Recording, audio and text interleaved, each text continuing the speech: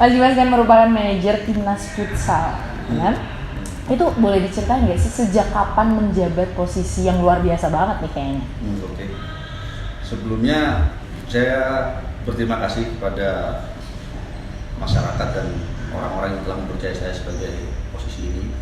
Terus terang, saya berada di manajer pun, saya pun diajak sebenarnya sama senior saya, sama Coach Justin. Ya, tanpa beliau juga, ya mungkin saya belum di sini gitu.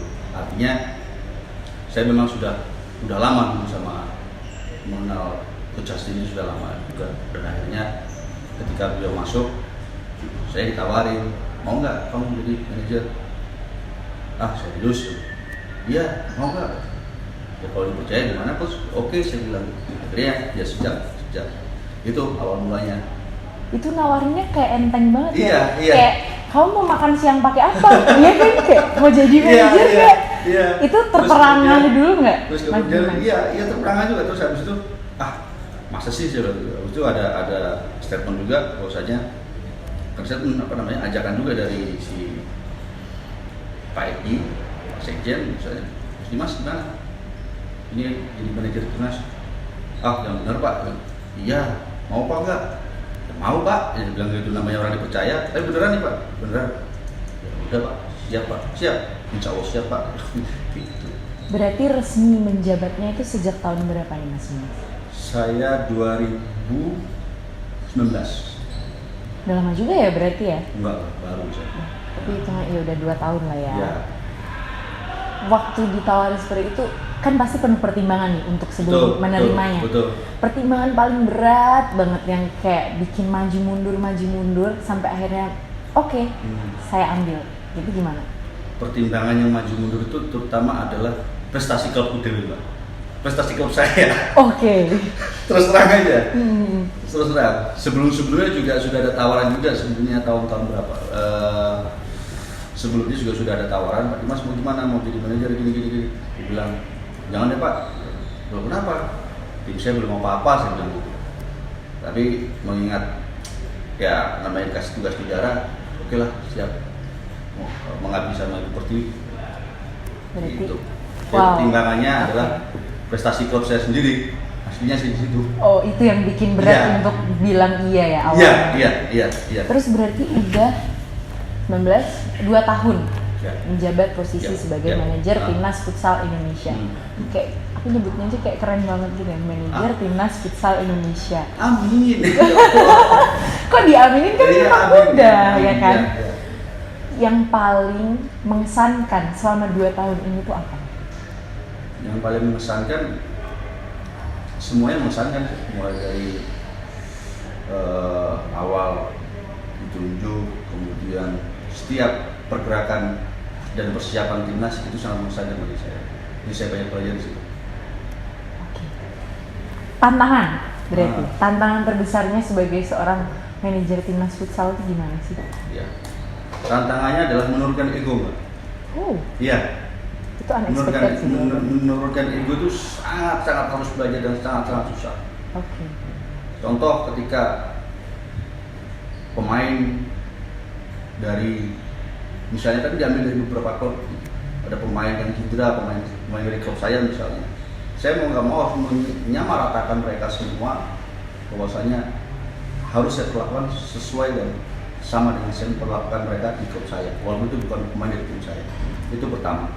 Yang kedua, ketika timnas bermain di lapangan, emosi ini harus betul-betul saya redam sekali.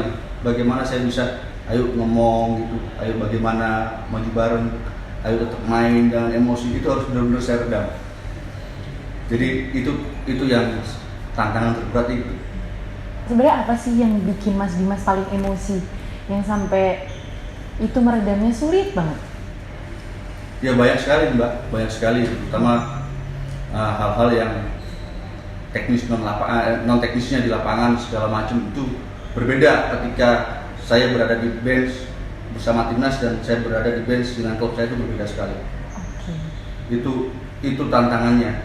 Bahwasanya kalau di klub saya hanya membawa nama klub saya dan nama pemain dan keluarganya. Tapi di sini saya kalau di timnas saya membawa nama keluarga seluruh Indonesia. Ya. Mau nggak mau ya harus dinetralkan itu semua, Mbak. Karena posisinya menjadi ujung tombak negara dalam futsal. Oke. Soal klub yang Mas Dimas ini menjabat sebagai CEO-nya, betul? Ya. Oke, boleh nggak diceritain detail-detailnya, sejarahnya mungkin? Ya, jadi awalnya saya itu punya klub itu dari amatir, Mbak. Dari amatir, 2009 saya mulai benar-benar menggeluti futsal amatir.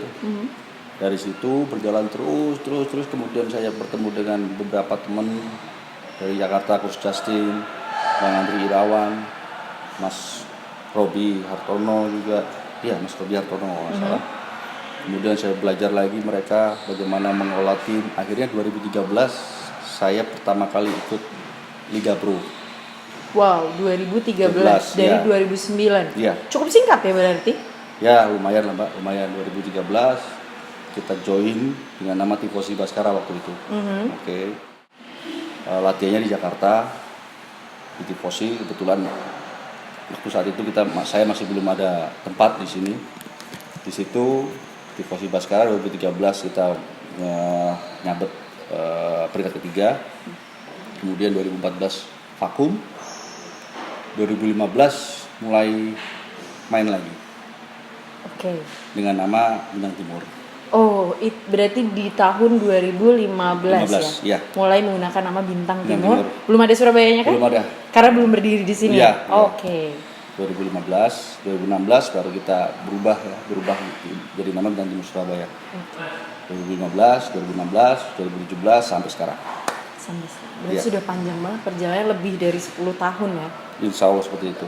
Ini dengar-dengar BTS baru aja melakukan penandatanganan sama beberapa pemain kan? Betul. Boleh diceritain nggak siapa-siapa aja nih pemainnya dan alasan kok bisa menunjuk mereka, memilih mereka? Jadi begini, kita menunjuk mereka itu karena memang kita sudah ada, artinya pemain ini sudah masuk dalam skuadnya BTS tahun ini. Kemudian juga atas instruksi pelatih juga, karena BTS tidak pernah memilih pemain tanpa instruksi pelatih. Itu yang pertama. Jadi saya kalau di BTS hanya sebagai staff. Bosnya adalah pelatih saya. Ketika pelatih saya menginginkan A, B, C, D, E, keinginannya apa, kemudian apakah memang sama klub ini membutuhkan, kebutuhannya tim apa, oke, saya melaksanakannya. Jadi saya second line, Mbak, pastinya gitu. Oke, berarti itu atas arahan dari pelatih. Pelatih dan stafnya. Sebenarnya tantangannya waktu mereka ditawarin kan pasti mereka juga perlu mempertimbangkan. Betul. Tantangannya merayu mereka supaya join sama BTS nih, gimana? Nggak ada rayu-rayuan, Mbak. Jadi kalau pertama kita memang mencari pemain memang susah kita. 2015, 16, 17 itu kita susah cari pemain, Mbak. Walaupun banyak pemain bagus di sana, kita tawarkan itu pun juga mereka kurang respect. Artinya bukan kurang respect, kurang percaya kepada klub ini.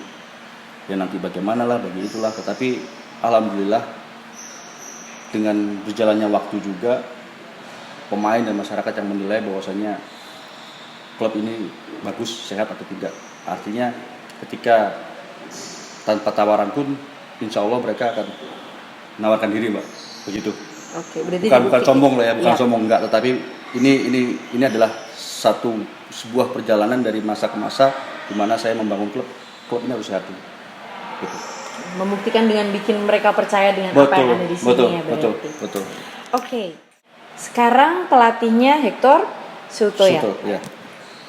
Itu gimana sampai akhirnya Bintang Timur Surabaya menunjuk beliau menjadi pelatih? Itu gimana ceritanya? Proses-prosesnya sampai akhirnya kita pilih kamu nih untuk jadi pelatihnya Bintang Timur. Ayo kamu masuk sini. Mungkin kayak gitu, kayak ngajak makan siang. Jadi ada pertimbangan-pertimbangan juga bagaimana saya mempunyai visi bahwasanya dan misi bahwasanya ketika saya mengambil suatu pelatih, pemain ataupun asing atau luar atau lokal itu bisa membangun tim, bisa membangun komunitasnya dan semuanya. Nah, ketika Hector kita tunjuk bagaimana saya melihat dia bukan hanya berguna bagi klub saya, tapi paling tidak dia harus berguna bagi timnas Indonesia juga. Jadi ada 2 kewajiban yang harus saya penuhi di sini. Artinya ketika pelatih ini saya bawa, kamu juga harus bermanfaat bagi Indonesia juga. Jadi di situ pertimbangan-pertimbangan saya melihat Hector juga punya track record yang bagus juga, dia menangani timnas Vietnam juga, U20 juga, dan itu dibutuhkan juga ketika saya nanti misalnya dipanggil sama timnas, ayo bantu saya, mungkin ada masukan mungkin, nah itu mungkin bisa bantu. Jadi di situ yang membuat saya oke, Hector, go. Gitu. Kalau dulu nih Mas Dimas, kan awalnya dari futsal amatir dulu membangun gimana sampai akhirnya Bintang Timur Surabaya sebesar ini sekarang. Dulu flashback ke belakangnya, dulu pertama kali bisa tertarik, aku mau bikin tim futsal deh. Itu apa tuh? Jadi di tahun berapa ya saya lihat futsal pertama kali di Istora Senayan itu ketika Harimau Rawa melawan Elektrik atau lawan mana itu ya. Waktu itu saya melihat bahwasanya next saya harus punya seperti ini. Jadi ketika saya melihat pertandingan itu saya tertarik gitu loh. Karena futsal ini mainnya simple, nggak neko-neko. Artinya saya tidak suka Mbak ketika melihat, bukan tidak suka, artinya saya ketika nyerang terus dipit offside seperti sepak bola kan di futsal itu tidak ada seperti itu. Jadi itu lebih simpel daripada sepak bola ya. Jadi cenderung lebih ke situ. Tapi dulunya emang punya hobi futsal apa? Dulunya iya. Sekarang udah enggak. Kenapa sebagai manajer loh, sebagai manajer dan CEO Mbak main dengan mereka. Kan siapa tahu bisa minta diajarin sama pemain. Enggak lah. Mas Dimas, kita bisa lihat di sini timnas yang dipanggil 20 orang yang dianggap paling spesial sama coach Kelly. Sedang melaksanakan TC. TC itu sebenarnya apa sih? Kayaknya banyak banget netizen di luar sana belum tahu TC itu ngapain aja. Ngapain sih harus dikumpulin lama-lama lagi ya kan? Iya. Jadi TC itu mereka harus dikumpulkan, kumpulan pemusatan latihan secara intensif di salah satu tempat di mana mereka nanti akan mendapatkan suatu banyak pengarahan dan materi-materi dari pemain. Jadi harus di TC-kan. Ketika tidak di TC itu akan nggak bisa terkontrol nantinya. Sebenarnya poin-poinnya apa aja sih yang perlu dikontrol dari pemain itu selain mungkin stamina, skill? Ya itu untuk lebihnya saya tidak bisa menjelaskan. Mungkin coach yang lebih tahu dasar-dasarnya seperti itu. Nanti kalau saya menjelaskan ketua kok kemeruh dulu Mbak. Kemeruh itu sok tahu lah ya. Boleh. Apa yang membuat pertimbangan kenapa TC tahun ini dilaksanakan di Baskara nih? Apakah itu permintaan dari Mas Dimas? Siapa tahu mungkin. Iya. Jadi kita dulu pernah TC di Jogja juga, kemudian di Jakarta, terus terakhir ada di Surabaya. Dari ketiga tempat itu mungkin dievaluasi oleh tim lebih cocoknya di Surabaya ya, untuk lebih bagaimananya mungkin ya Surabaya merupakan second city di Indonesia ya, salah satunya itu, dan mungkin juga mau kemana-mana juga dari Surabaya ke Jakarta juga dekat, mau pulang ke sana ada yang dari Makassar juga dekat, ada yang ke Irian juga dekat. Ya seperti itu. Asal-asalnya pemainnya juga jadi bahan pertimbangan banget ya. Aku punya pertanyaan terakhir dan ini harus dijawab panjang lebar nih kayaknya. Harapan terbesar sebagai seorang manajer timnas, harapan terbesarnya terhadap timnas futsal Indonesia tuh gimana sih? Harapannya bisa menjadi juara lah Mbak, pasti itu setiapnya. Bukan hanya manajer saja saya rasa, tetapi semua lapisan masyarakat pecinta futsal terutama pasti menginginkan futsal ini juara. Ada momen yang terlewatkan sebenarnya Piala Dunia kemarin ya, tapi ya memang belum rezeki kita, tapi apa boleh buat, mudah-mudahan keinginan dan kemauan dari mereka dan semua masyarakat Indonesia adalah ingin masuk Piala Dunia, itu aja. Kemarin tuh aku sempat interview sama Coach Sayan ya Mas. Coach Sayan beliau memberikan pesan buat netizen. Karena kan tahulah netizen di sosial media tuh kadang-kadang memang sangat out of topics. Kadang menyerang ya ada juga tapi yang mendukung. Punya nggak nih pesan buat netizen? Pesannya gini aja deh. Wajar netizen itu mau menyerang, mau membuah apapun itu wajar. Tapi yang jelas kita lakukan yang terbaik buat futsal Indonesia. Kita berikan yang terbaik buat kalian pecinta futsal Indonesia. Kita berkorban buat futsal Indonesia. Itu aja. Oke. Terima kasih buat Mas Dimas sudah Sama-sama, Mbak. menemani aku Sama-sama. di sore hari ini buat Yap. interview ngobrol-ngobrol asik di Satu Ina.